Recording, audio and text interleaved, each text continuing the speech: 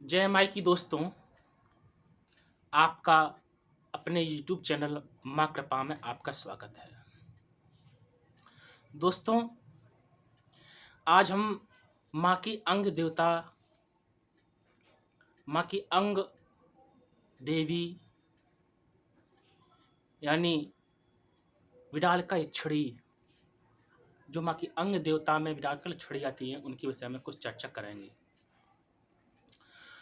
दोस्तों, चर्चा करने से पहले मैं आप सभी से एक बार कहूँगा, जो साधक हैं या भक्त हैं, उनके विषय में कुछ परिचर्चा करने जा रहा हूँ, जो बहुत ज़रूरी है। दोस्तों, वीडियो को बिना स्किप किए ज़रूर देखें। दोस्तों, मैं एक बार पुनः कहूँगा कि अभी तक आपने हमारे चैनल को सब्सक्राइब नहीं किया है या हमारे चैनल पर आप नए हैं, तो चैनल को सब्सक्राइब कर लीजिएगा। वीडियो को लाइक करिए और अच्छा लगे तो शेयर भी करिए। दोस्तों, इस चराचर संसार में, इस जगत में बहुत से ऐसे लोग हैं जो साधक बनना चाहते हैं और गुरुओं की तलाश में हैं। दोस्तों, इस संसार में मैं अगर ये कहूँ कि इस संसार में आपसे बड़ा कोई गुरु हो ही नहीं सकता है। आप स्वयं अपने आप के गुरु हैं। अपनी आत्मा को अंदर से देखो, झांको, आपको कितने अनुभव मिले हैं अपने जीवन से। कोई किसी का गुरु नहीं है। दोस्तों, गुरु है कौन? दोस्तों, गुरु वो है जिसने आपसे ज्यादा दुनिया देखी हुई हो, जिसका जीवन एक्सपेरिमेंट में व्यतीत हुआ हो। वो कौन है? जो आपसे ज्यादा कुछ जानता ही नहीं होगा, जो जिसका जीवन एक्सपेरिमेंट में व्यतीत नहीं होगा, वो क्या गुरु हो सकता है आपका?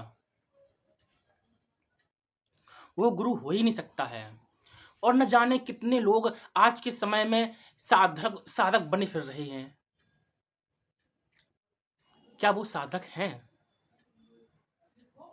आज के लोग भिन्न भिन्न प्रकार के मार्ग में जाना चाह रहे हैं, चाहे वो भैरव का मार्ग हो या देवी का मार्ग हो या दसों महाविद्याओं का मार्ग हो। कोई बगला साधक है, कोई छिन्नमस्तिका साधक है, कोई मातंगी का है, कोई धूमावती का है। बहुत से साधक हैं। मैं जो गृहस्थ आश्रम में है, जो गृहस्थ धर्म में है, वो उन लोगों के लिए बोल रहा हूँ। दोस्तों, मित्रों, आप भक्ति खूब करिए। माँ है, माँ की भक्ति करिए, वो आपकी माँ है, आपकी जरूर सुनेगी। लेकिन साधना मार्ग में बिना गुरु के नहीं जाना चाहिए। बिना गुरु के साधना हो ही नहीं सकती।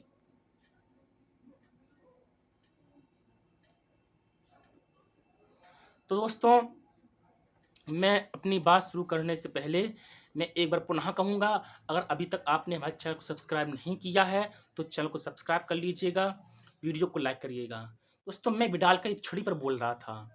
दोस्तों, विडालका यक्षिणी है कौन?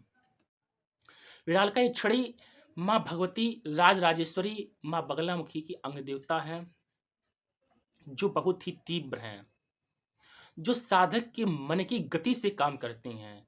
अर्थात जो माँ भगवती राज राजेश्वरी माँ बगलामुखी का साधक होगा या जो विडालका यक्षिणी का साधक है, जो उनके मन में कार्य आ रहा हो, जिसने जैसे उन्होंने जो सोचा हो, जो साधक ने जो सोचा हो, मन में उसका जो विचार आया, वो विडालका यक्षिणी तुरंत ही पूरी कर देते हैं। अर्थात आपने जो सोचा वो विडालका यक्षिणी ने पूरा किया। ये दोस्तों विडालका यक्षिणी की खूबी है।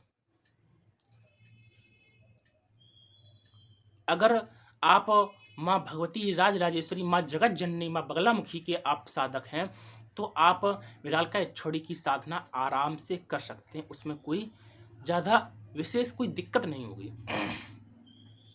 जो बगलामुखी का साधक नहीं है और वो भी अगर विडालकेश्वरी की साधना करना चाह रहा है, तो दोस्तों मैं उनके लिए कहूँगा कि आप होशियार हो जाएँ। बहुत ही तीव्र हैं। कभी-कभी तो ऐसा होता है कि जो साधक हैं, उनको मुँह की खानी पड़ती है, अर्थात वो कई-कई साधक तो ऐसे होते हैं कि वो मृत्यु को भी प्राप्त हो जाते हैं। तो विडालकेश्वरी बहुत ही तीव्र है। ऐसे ही जो माँ के अंग देवता माँ आते हैं, हरिद्रा गणेश और मृत्युंजय भैरव, उनकी चर्चा मैं अगले वीडियो में करूँगा। मैं आज विडालकेश्वरी के बारे में बात कर रहा हूँ। अगर आप विडालकेश्वरी की साधना करना चाहते हैं, तो कैसे करेंगे? दोस्तों, विडालकेश्वरी की साधना के लिए माँ भगवती राजराजेश्वरी जो साधक हैं, मैं उनके विषय में कुछ कहना चाह रहा हूँ और उसके विषय में कुछ कहना चाह रहा हूँ। और अगर जो भगवती राजराजेश्वरी की साधक नहीं है, वो भी ये साधना कर सकते हैं। वो कैसे कर सकते हैं? सबसे पहले दोस्तों उसके लिए वीर रात्रि होना चाहिए। वीर रात्रि अर्थात मंगलवार की रात्रि में, मंगलवार की रात्रि में दोस्तों, रात्रि 10 बजे के बाद, रात्रि 10 बजे के बाद करना क्या होगा दोस्तों? एक आपको चौकी लेनी होगी, उस पे पीला कपड़ा बिछाना होगा। पीला कपड़ा बिछाने के बाद उस पर दोस्तों एक कलश स्थापित करना होगा। कलश स्थापित करने के बाद उसमें उसके बगल में एक गौरी शंकर की चित्र रखना होगा, अर्थात भगवान भोलेनाथ, साथ में माँ पार्वती भी हों, ऐसा एक चित्र लेना होगा। और चित्र लेने के पश्चात आपको उस पर एक मुट्ठी चावल रखने होंगे। चावल के ऊपर एक सुपारी, उस सुपारी को हम मान लेंगे ये माँ बिडाल का छड़ी है। और उसी के साथ में एक हल्दी की गांठ भी रखनी होगी। हल्दी की गांठ को हम मान लेंगे ये माँ पीताम्बर, माँ भगवती राजराजेश्वरी है। ऐसा करने के पश्चात आपको पीला आसन लेना होगा। पीला आसन लेने के पश्चात आपको अपना तन शुद्धिकरण के बाद फिर माँ भगवती का जो मूल मंत्र है उसकी एक माला, उसकी माला के पश्चात आपको कम से कम 11 माला विडालकेश्वरी की करनी होगी। विडालकेश्वरी का जो मंत्र होगा, ओम ह्रीं विडालकेश्वरी सर्वसिद्धिं मे देहि देहि स्वाहा, ये मंत्र है। विडालकेश्वरी का मंत्र के बाद पुनः एक भगवती राजराजेश्वरी का एक मूल मंत्र की एक माला करनी होगी। ये सब करने के पश्चात आपको हवन भी करना होगा उसी रात्रि में। हवन में दोस्तों वही एक माँ भगवती राजराजेश्वरी की माला और एक माला विडालकेश्वरी की करनी होगी। इतना करना होगा। जो हवन सामग्री होगी वही माँ भगवती राजराजेश्वरी की जो सामग्री है वही सामग्री रहेगी। उसमें कुछ विशेष नहीं करना है। बस वो जो भोग है विडालकेश्वरी का, वो बतासा उसमें लोग और हवन सामग्री में डाल लेनी होगी। हवन सामग्री में बतासा और लौंगिया बस डाल लेनी होगी। वही मतलब कि उसको कड़वे तेल में अर्थात सरसों के तेल में सान कर वो उसी से आपको होम करना होगा। इतना करना होगा दोस्तों। अगर भगवती राजराजेश्वरी की जो अंग देवता हैं, अंग देवी हैं विडालकेश्वरी, उनकी कृपा मिल जाती है तो बहुत से कार्य स्वयं ही सिद्ध हो जाते हैं। वो हमारे मन की गति से काम करते हैं। जो हमारे मन में विचार आते हैं, जो आपकी इच्छाएं हैं, उन्हीं इच्छाओं को वो तुरंत ही पूर्ण कर देती हैं। तो दोस्तों आज तो